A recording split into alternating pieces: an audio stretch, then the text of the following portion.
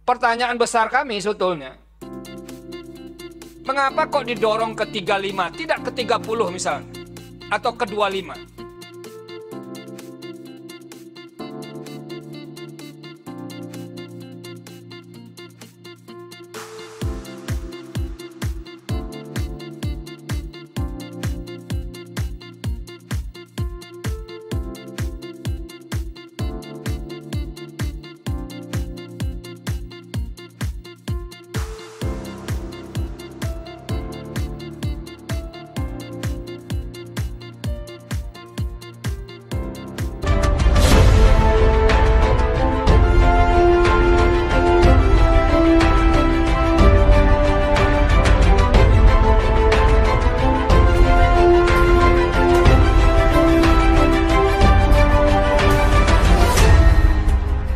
Tonton video ini sampai selesai agar Anda tidak gagal paham.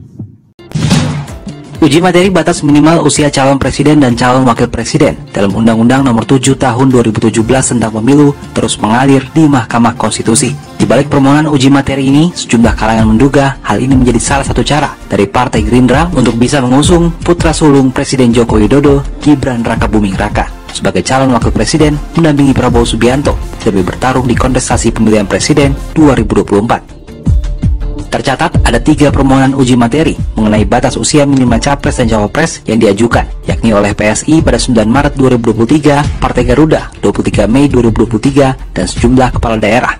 Adapun Partai Gerindra mengajukan permohonan sebagai pihak terkait dalam perkara ini pada 31 Mei 2023 karena mengklaim diri sebagai partai politik yang memperhatikan hak konstitusional generasi muda yang berkecimpung di kancah politik. Para pemohon menggugat isi pasal 169 huruf Q dalam Undang-Undang Pemilu yang menyebut bahwa batas usia bawah cawapres adalah 40 tahun.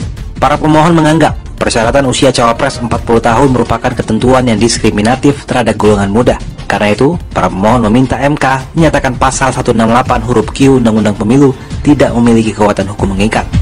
Di antara pemohon, Partai Gerindra disebut-sebut menjadi penggugat yang paling getol meminta MK mengabulkan uji materi batas usia capres dan cawapres. Salah satunya diungkapkan Wakil Ketua Umum Partai Gerindra, Habibur Rahman, yang hadir sebagai kuasa DPR RI di MK dalam sidang uji materi pada 1 Agustus 2023. Habibur Rahman banyak memberi contoh negara-negara yang menerapkan batas usia pemimpin negara yang di bawah 40 tahun.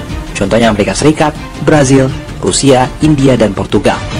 Karena ada konstitusi pasal 28D yang mengatur bahwa setiap warga negara berhak untuk berpartisipasi dalam pemerintahan. Berpartisipasi itu adalah baik menggunakan hak pilih untuk memilih maupun menggunakan hak untuk dipilih. Terkait uji materi batas usia capres dan cawapres yang diajukan partai politik mendekati kontestasi Pilpres 2024, Kepala Departemen Politik dan Perubahan Sosial CSIS Arya Fernandes mengungkapkan adanya kepentingan politik dari parpol, terutama Gerindra, terkait Pilpres 2024. Salah satunya dinamika penjaringan bakal cawapres pendamping Prabowo yang hingga kini belum ditentukan. Perlu tidak dipertimbangkan level hierarki pengalaman di bidang pemerintahnya itu? Misalnya mengkontes, misalnya bupati, wali kota dengan jabatan presiden, itu satu level atau tidak? Atau gubernur, wakil gubernur dengan jabatan presiden atau tidak? Kalau ingin agak lebih adil, kira-kira itu di level mana bisa diletakkan jabatan presiden, wakil presiden? Apakah menteri, DPR, dan segala macamnya? Supaya kami ini mempunyai pandangan yang lebih komprehensif terkait dengan batas usia. Pertanyaan besar kami sebetulnya, mengapa kok didorong ke 35, tidak ke 30 misalnya, atau ke 25? Karena kalau kita baca konteks perbandingan, Pak Habibur Rahman, ada negara tuh yang usia 18 loh, bisa menjadi Perdana Menteri. Tapi ada juga negara yang memilih 50 tahun untuk bisa menjadi kepala pemerintahan itu. Kalau kita bandingkan misalnya konstitusi persyaratan menjadi presiden di Amerika Serikat dengan Filipina, karena Filipina itu turunan dari konstitusi Amerika Serikat. Di Amerika Serikat 35, di Filipina 40. Nah itu kan ada suasana yang tidak bisa dipersamakan untuk segala hal itu. Nah oleh karena itu, menurut kami tadi di keterangan baik pemerintah maupun DPR Itu kan ada setting politik yang berbeda, kebutuhan yang berbeda. Tapi itu sama sekali tidak dieksplisitkan. Setting politik dan kebutuhan politik apa yang menyebabkan kita harus mengubah batas usia minimum itu. Nah, tolong dieksplisitkan juga Pak Habibur Rahman. Supaya kita mahkamah ini paham kenapa itu harus diubah. Karena selama ini benar kata Pak Habibur Rahman dan DPR dan pemerintah, soal angka itu open legal policy. Kecuali ada alasan yang membenarkan untuk menerobos itu. Nah, ini yang harus dibantu.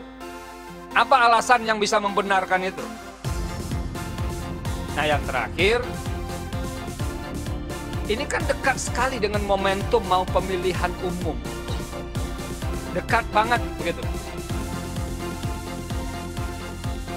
Apakah ini digunakan sekarang atau untuk pemilu 2029? Nah itu. Nah kalau dibaca implisit ya, keterangan DPR dan keterangan pemerintah, walaupun di ujungnya menyerahkan kepada kebijaksanaan yang mulia Hakim Konstitusi, itu kan bahasanya bersayap kalau begitu. Dua-duanya kan mau ini diperbaiki. Kalau pemerintah dan DPR sudah setuju, mengapa tidak diubah saja undang-undangnya?